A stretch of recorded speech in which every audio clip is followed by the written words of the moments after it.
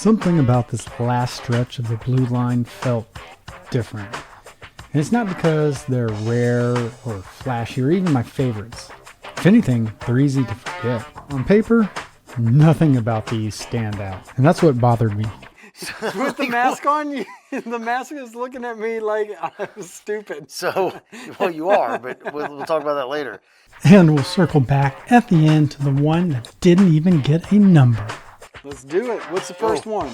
It is number 13, Clone Trooper Captain. So, I'll let all the viewers guess, is this a new figure or a repaint of the original Clone Trooper? I'm going to go with the repaint. You would be correct. Too bad there's no prize. All they did was paint it red. Still looks good. Still looks like an awesome Clone Trooper. There was some discussion about how do you do the ranks on the pauldrons. At least we know green is a sergeant and red is a captain. So Clone Troopers seem to be easier than the pauldronized stormtroopers. And the number of dots on your chest don't mean shit. Drop in the comments if you know exactly how these are ranked. What's next? Okay, so this one was new. Ooh.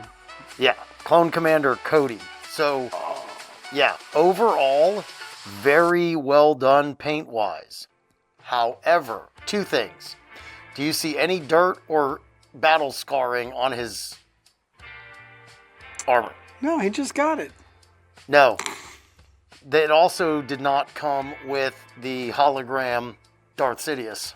Really good looking figure, so in my opinion, very well done. Missing battle scarring, scoring, whatever. Yeah, because at that point, they have seen so much action. Yep. But overall, that is a very nice looking figure. And I love it. I do like it. Moving on. This is number 15, IG-88. Oh, so, snap. Very detailed. I would assume Hasbro spent a lot of time designing this. It appears to me, looking at this, it's pretty accurate depiction. It looks like Hasbro actually put a lot of time into this one. He appears to be taller than the other figures, which would be accurate. He's a pretty tall robot. I haven't taken him out, but looking at his legs, right, my experience with the General Grievous Red Line, he's got thin legs too. It is a bitch to get him to stand up straight.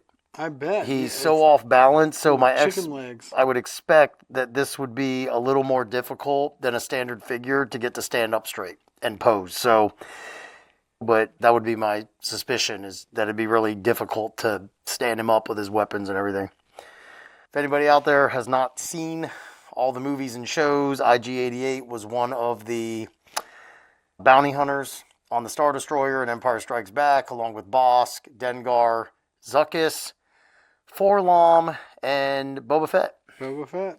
Yeah. Hail, the gang's all here. I think he's an assassin droid. Yep. Is that right? But the younger crowd, this is the OG. This is the original gangster from Empire Strikes Back.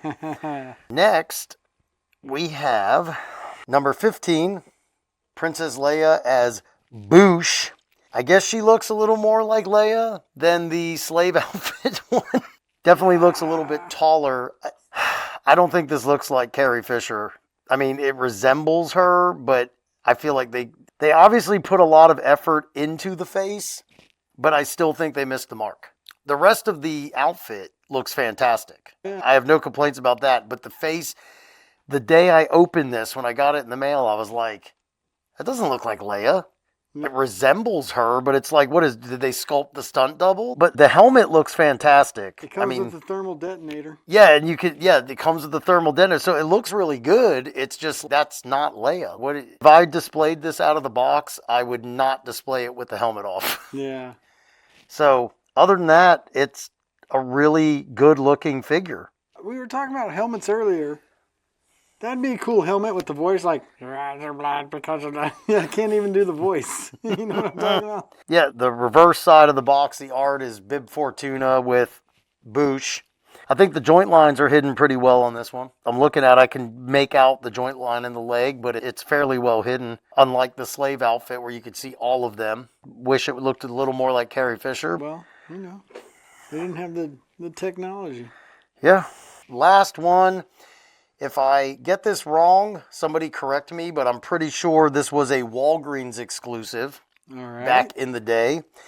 It's not numbered. As far as I know, it's the only extra single figure that was put out, and it's the Boba Fett prototype armor, which we never actually saw in any of the films. This one I actually got from my brother when he was trying to get rid of his toys. I saw this one. I was like, oh, sold. It's very well done. I really like it. I don't know how I feel about straight white in a bounty hunter. We'll see that they do that to characters, right? They just turn white. What? Like the white Darth Vader? Well, that's in a comic alternate timeline deal. But like, for why? What I think was, so if you look at the Macquarie concept art, Boba Fett was initially white in the concept art. And they did make a 3.75-inch figure of that. The concept art, the helmet looks different. It looks different from what we see in normal. This looks like standard Boba Fett just without color. The concept art, the helmet's completely different. It doesn't look like this. So if anything, I would call this a hybridized. It's keeping in line with the concept, but it looks like the Boba Fett we got. It just doesn't have any color. Usually when you get an exclusive, there's a sticker like Walgreens, Walmart. They make sure that they put whoever they are exclusive on it. This one doesn't have it, but I'm fairly certain it was a Walgreens release, which I go into Walgreens now to look for Star Wars, and there's nothing. There's a little stupid cartoonish Hot Wheels. Do you remember Woolworths? The store Woolworth? Only in certain places of the country. There was at least one, I can't remember which figure it was, that was a Woolworth release. So I wonder if the CEO of Woolworth is like, we got him. I guess you got to bounce around, or it's a Hasbro exclusive. Back in the day, there was Fan Channel exclusive, Star Wars Shop exclusive. When this came out, walking through Walgreens, and there's all these other things, and then all of a sudden this random white Boba Fett just sitting there. That's assuming I'm correct and I remembered correctly. Right, but it doesn't matter. Still, any store. Whatever store it was, there's just no other figures, and there's just this white one sitting there. Yeah, and I'm sure they cleared the shelves off because it's Boba Fett. Yeah. But I agree with you. Like, the Walgreens CEO's like, yes, we hooked them.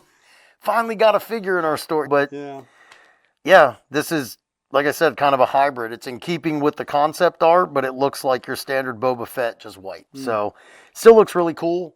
It's a nice take on Boba Fett.